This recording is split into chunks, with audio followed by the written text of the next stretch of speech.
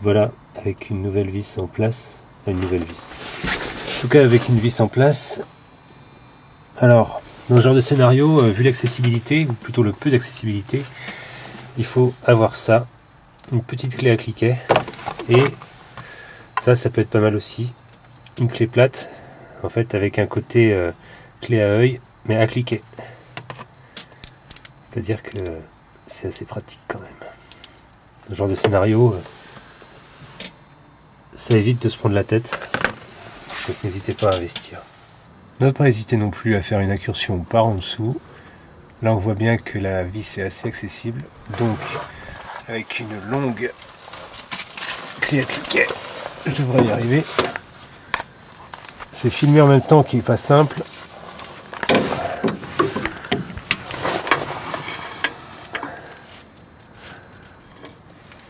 Voilà, je suis dedans.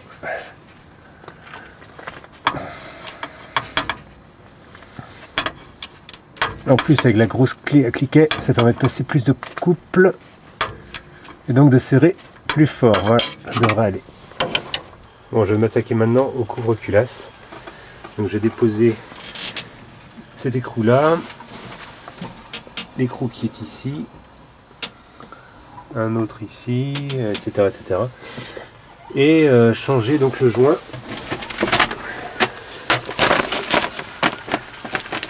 Qui vient en fait comme ça. Je vais changer également le joint comme ceci, celui qui va au niveau de cette pièce là. Voilà, juste derrière ça. Ça devrait pas être bien compliqué. Si je me souviens bien d'ailleurs, il faut déposer cette goulotte d'abord, ça facilite la dépose du couvre-culasse. Bon, clé de 10 à cliquer, c'est parti.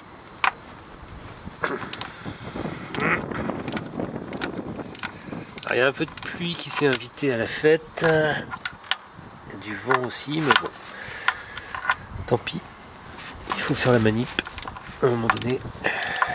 Alors on va pouvoir observer dans quel état était le joint en place. J'avoue que quand j'avais remonté ça la dernière fois, j'ai fait ça un peu à l'arrache, donc je suis absolument pas sûr qu'il y a quelque chose qui ressemble de près ou de loin à un joint.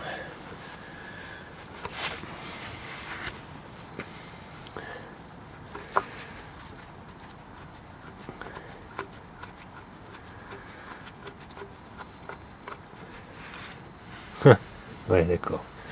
Autant dire qu'il n'y a plus rien. Donc, je vais nettoyer le plan de joint. Bon, une fois que le couvre-culasse sera déposé. Et bien sûr, je mettrai un joint à la place. L'orifice de remplissage d'huile est maintenant déposé. Donc là, je vais enlever cette petite durite en caoutchouc qui va nous gêner autrement. Et ensuite, je vais déposer ça. Voilà. Avec une petite rallonge, c'est ça aussi bien.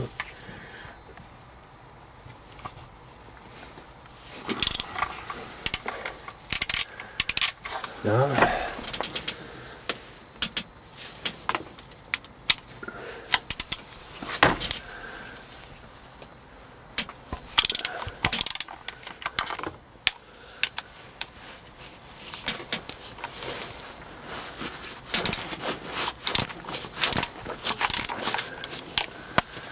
Oui, et il reste une vis évidemment dans ce renfoncement. C'est 4 vis en tout, de chaque côté.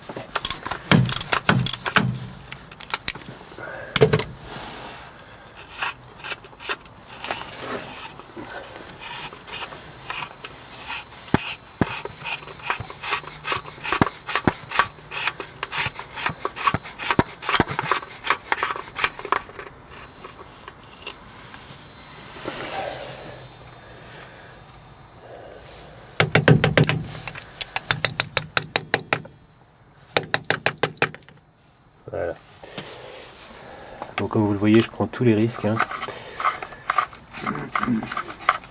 pour le filmer dans des conditions extrêmes. Et voilà, perdre les écrous qui tombent dans mes graviers, c'est pas très grave.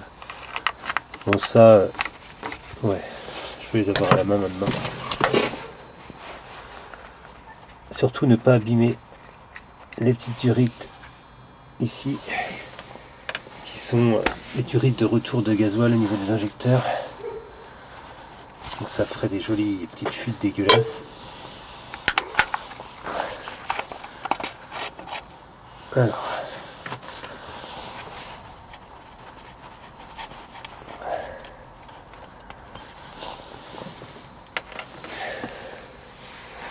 Récupérer la petite rondelle.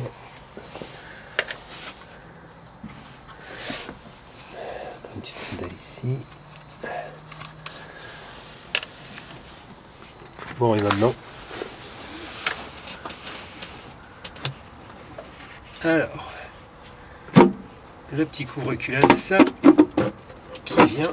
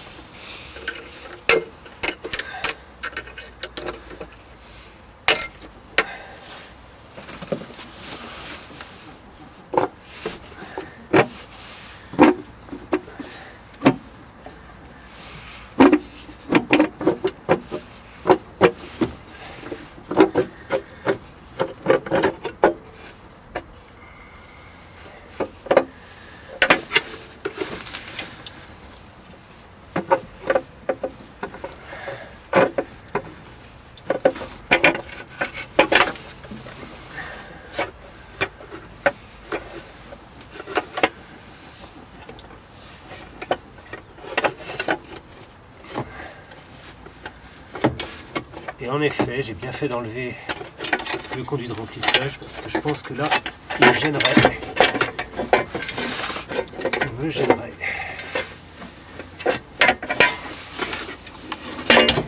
Voilà. Voilà le couvre-culasse juste déposé. Donc, on voit bien qu'il est très gras ici. Je peux penser qu'il y avait une fuite par là. Ça voudrait dire qu'il faudra que je sois vigilant quand je remettrai les écrous. Il faudra que je mette probablement des joints, des rondelles ou je sais pas quoi, quelque chose qui fasse étanchéité. Parce que ça... Ouais, c'est bien crado. Alors, quant au joint en lui-même, bon là donc on aperçoit une jolie rampe de culbuteur.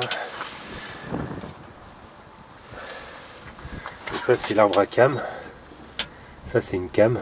L'arbre à cam tourne sur lui-même, vient appuyer là-dessus et déclenche le mouvement des culbuteurs. Alors,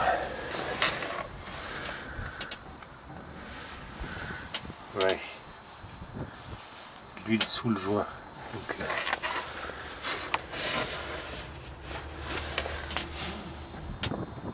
et ça, qu'est-ce que c'est?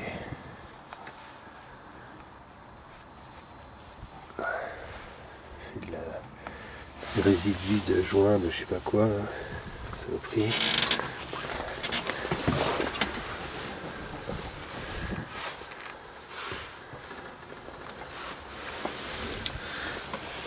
Bon, le plan de joint était sale, donc déjà par l'arrière, en dessous du joint, ici on voit bien une grosse trace, donc ça devait fuir par là. Ouais, le plan de joint est sale. Donc le couvre-culasse est enlevé, le joint de couvre-culasse est enlevé, donc maintenant je vais nettoyer le plan de joint, parce qu'on voit bien que c'est tout dégueulasse. Alors il faut faire attention de ne pas faire tomber la merde à l'intérieur, parce que sinon bon bah ça pourrait se retrouver dans le moteur, notamment par l'avant, au niveau de la distribution. Là ici on voit la distribution, bon bah ça part directement dans le bloc, hein, par en dessous. Là. Alors pour nettoyer, je vous le donne en mille, on va utiliser un petit verre d'essence, une vieille brosse à dents, et puis bah, on va frotter. Hein. Comme ça, bon, de toute façon, même s'il y a un peu d'essence qui va dans le bloc, c'est pas grave du tout.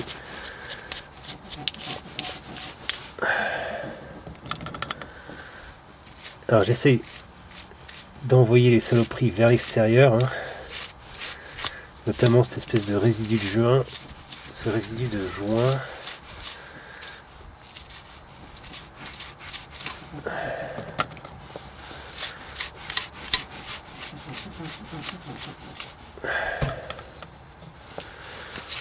Bon, je vais pas tout vous filmer, déjà d'une part c'est pas pratique de filmer en même temps, et puis c'est pas forcément hyper passionnant. Voilà, plan de joint partiellement nettoyé.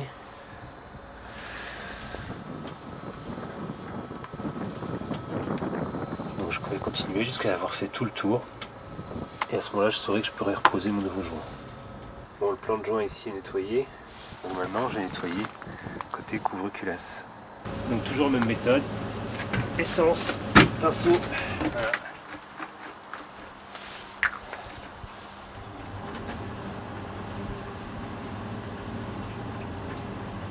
L'essence à 4 € le litre, allez hop.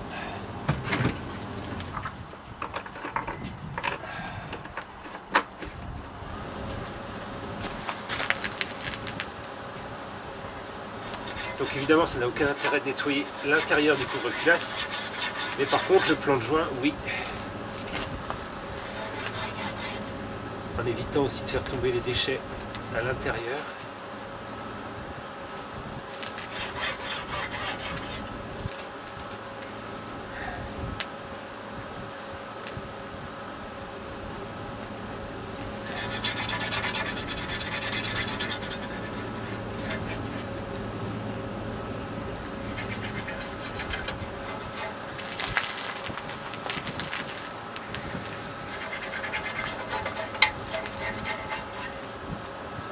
Remarque ici que c'est fendu. Je ne sais pas si c'est pour ça qu'il y a une fuite, mais bon, normalement si je bouge par ici ça devrait aller.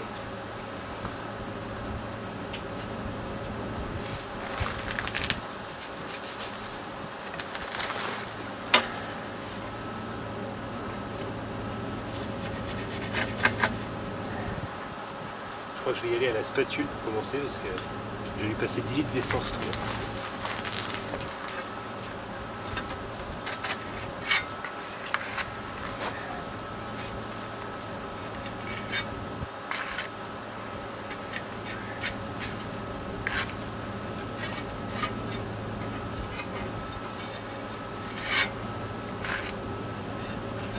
Ça me rappelle un peu le bloc moteur de la Dutch qui était plein d'huile ici comme ça. Puis le problème c'est qu'une fois que l'huile est partout, on ne peut plus savoir d'où vient la fuite. Donc c'est bien tout le but de la manœuvre, c'est de nettoyer. Comme ça s'il y a une fuite qui revient, je saurai d'où. Mais déjà là visiblement il y avait quelque chose. Vu la quantité d'huile, vu la quantité de cambouis.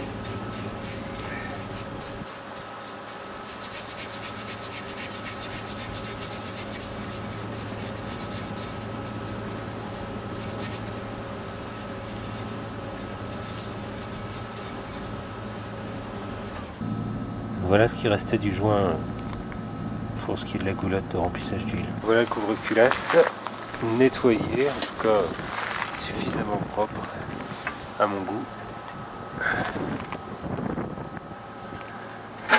Ça ira bien comme ça.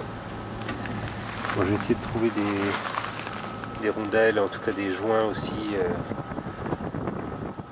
pour avoir une étanchéité au niveau des fixations, surtout celle-ci. Dans la série des trucs à faire, mettre le joint aussi sur le couvre-culasse tout simplement. Voilà.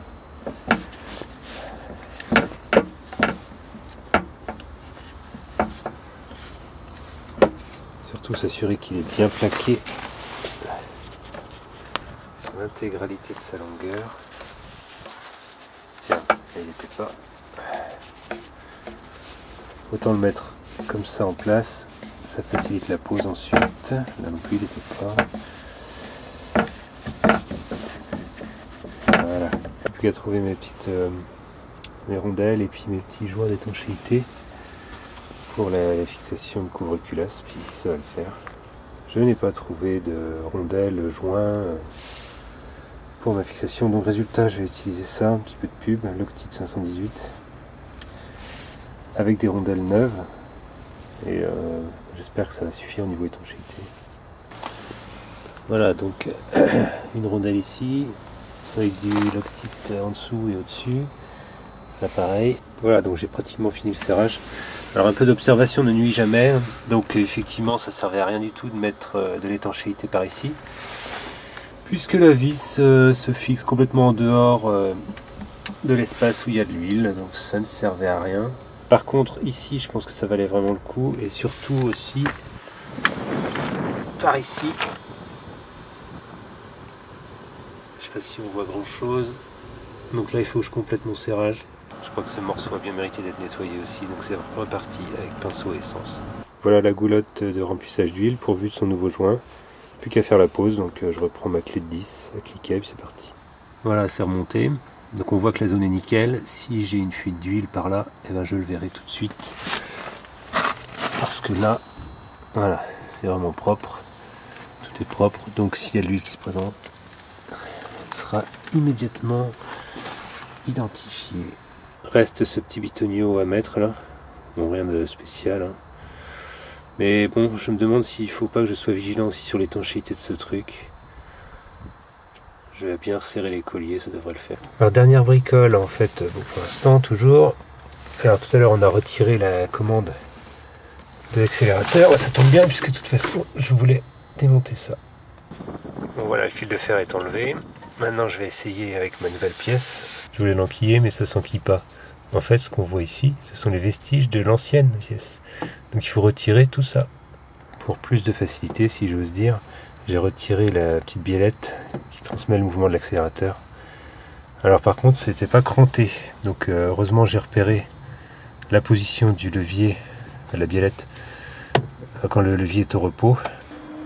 Moi, j'ai bien réussi à enlever l'ancienne pièce. Je vois bien qu'il ne me reste pas grand chose.